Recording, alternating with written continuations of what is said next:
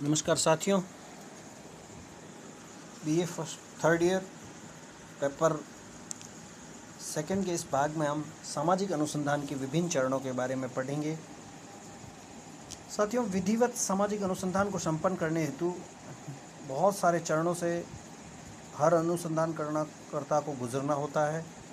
किसी भी सामाजिक समस्या के समाधान या उसके सामाजिक अनुसंधान के लिए बहुत सारे स्टेप्स हैं जिनका आज हम अध्ययन करेंगे। सबसे पहला सामाजिक अनुसंधान के लिए जो जरूरी चीज़ है वो है विषय का चयन, अर्थात अनुसंधान की समस्या का निर्धारण किया जाए। आखिर हमारा जो अनुसंधान है उसका जो विषय है या जो समस्या है उसका हम निर्धारण करें, क्योंकि निर्धारण हमें एक दिशा देता है कि आखिर हमारा अनुसंधान किस तरफ जाएगा। यह सामाजिक अनुसंधान का, जिसे आप प्रारंभिक चरण भी कह सकते हो, समाज का सदस्य होने के नाते अनुसंधानकर्ता को अपनी संवेदनशीलता, अनुभव, चाहत या विषय विशेषज्ञता के आधार पर अनुसंधान के विषय का चयन करना चाहिए। हालांकि समसामयिक मुद्दों को लेकर या ऐसे विषय को लेकर अध्ययन अनुसंधान प्रारंभ किया जा सकता है जो वाद विवाद का केंद्र हो गए हो, अथवा ऐसा विषय भी चुना जा सकता है जिस पर अभी तक किसी का भी ध्यान नहीं गया हो, किंतु उसके बारे में जानकारी की आवश्यकता महसूस की जाती है। कोई भी विषय चुना जाए किंतु उसके बारे में उपलब्ध साहित्य या जानकारी उसके अंतिम रूप से चयन करने से पहले ही कर लेनी चाहिए, जिससे विषय के विस्तार, उसका महत्व, अहमियत आदि का पता चल सके। इसके अलावा संबंधित या जानकार लोगों से जानने योग्य पहलुओं के बारे में सूचना एकत्र कर लेनी चाहिए, जिनके आधार पर ऐसी मान्यताएं बनाई जा सके जो विधिवत ढंग से सत्यापित की जा सके। मान लीजिए वर्तमान युग में सूचना तकनीकी ने लोगों के मन, मस्तिष्क और व्यवहार पर क्या प्रभाव डालना शुरू किया है, इसी विषय पर अनुसंधान करना है। तो पहले उन लोगों से प्रारंभिक रूप से पूछना चाहिए जिनका जीवन मोबाइल फ़ोन, टेलीफोन, अन्य संचार के साधनों, टीवी, सिनेमा, रेडियो, अखबार आदि से किसी न किसी रूप में प्रभावित हुआ हो। कुछ लोगों ने इनके प्रभाव का अध्ययन भी किया है, जिनकी पुस्तकों को भी पुस्तकालय में पढ़ना चाहिए। इस प्रकार नए नए बांधों, उद्योगों आदि से हुए विस्थापितों को पुनर्वास को लेकर अनुसंधान करने का विषय चुना जा सकता है।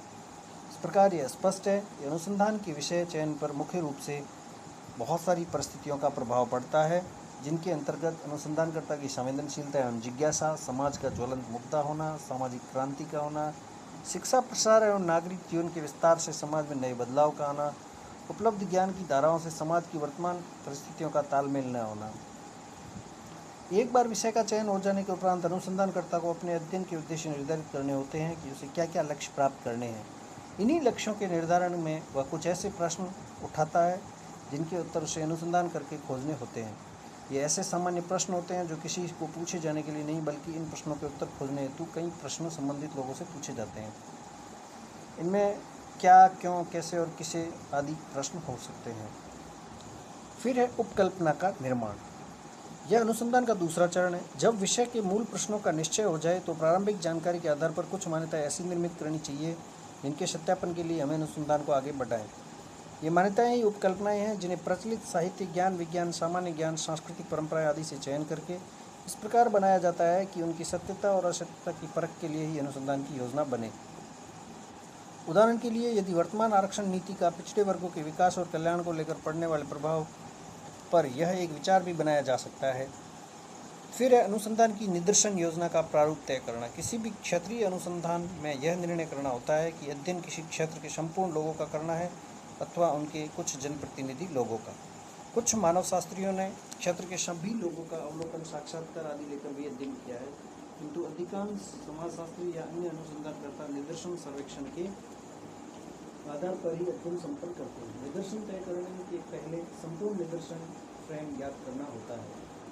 इसमें से अध्ययन की इकाइयाँ जितनी तय की जाती है उनको निकालना होता है। निदर्शन के द्वारा चयनित इकाइयों के लोगों को साक्षात्कार, प्रश्नावली तथा या अनुसूची के माध्यम से संपर्क करके उनसे सूचनाएं प्राप्त की जाती है। फिर है तथ्य संकलन। प्राथमिक और द्वितीयक तथ्य संकलन। अनुसंधानकर्ता को प्राथमिक तथ्यों के संकलन के लिए अवलोकन, साक्षात्कार एवं अनुसूची प्रश्नावली की प्रक्रिया करनी होती है। इनसे प्राय गुणात्मक तथ्य प्राप्त होते हैं, जिनमें कुछ का प्रमापक संख्यात्मक रूप से किया जाता है। कई संख्यात्मक सारणियाँ दफ्तरों से प्राप्त होती है जिन्हें अलग प्रयोजन से तैयार किया जाता है, किंतु अनुसंधानकर्ता के लिए इनका महत्व है। इसके अलावा व्यक्तिगत अध्ययन, अंतर्वस्तु विश्लेषण, प्रमापन विधि आदि का भी प्रयोग सामग्री संकलन हेतु किया जा सकता है। फिर है वर्गीकरण और सारणीय। यह तथ्य विश्लेषण का ऐसा चरण है इसमें अनुसंधानकर्ता के पास ढेर सारी संकलित सामग्री जो अव्यवस्थित और बेतरतीब अवस्था में संग्रहित हो जाती है उसे व्यवस्थित, क्रमबद्ध एवं महत्वपूर्ण ढंग से जमाया जाता है। समान गुणों एवं विशेषताओं के आधार पर संकलित तथ्यों की श्रेणियां बनाई जाती है तथा संपूर्ण आवृत्तियों को विविध प्रकार की सारणियों, चित्रों आदि में प्रदर्शित किया जाता है। फिर है तथ्य विश्लेषण। केवल वर्गीकरण एवं सारणीयन तक ही अनुसंधान परिपूर्ण नहीं होता है। अनुसंधान का अगला चरण तथ्य विश्लेषण का है जिसमें कार्य कारण संबंध के आधार पर विस्तृत व्याख्या की जाती है। यह चरण अनुसंधान के विषय की सार्थकता, उपयोगिता और प्रासंगिकता स्थापित करता है। प्राप्त तथ्यों से ऐसे निष्कर्ष भी निकाले जाते हैं जिनसे ज्ञान की कई कमियां दूर होती है तथा लोगों को सोचने की नई नई दिशाएं भी मिलती है।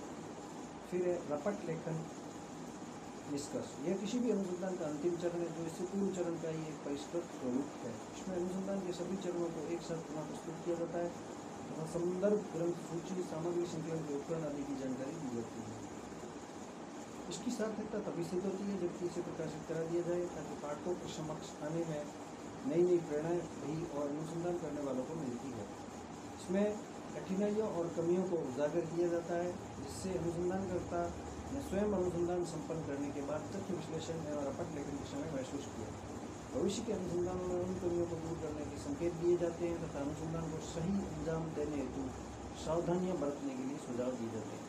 समाज की नीति निर्धारण की प्रक्रिया पर पड़ने वाले प्रभाव को भी रपट में ही उजागर किया जाता है।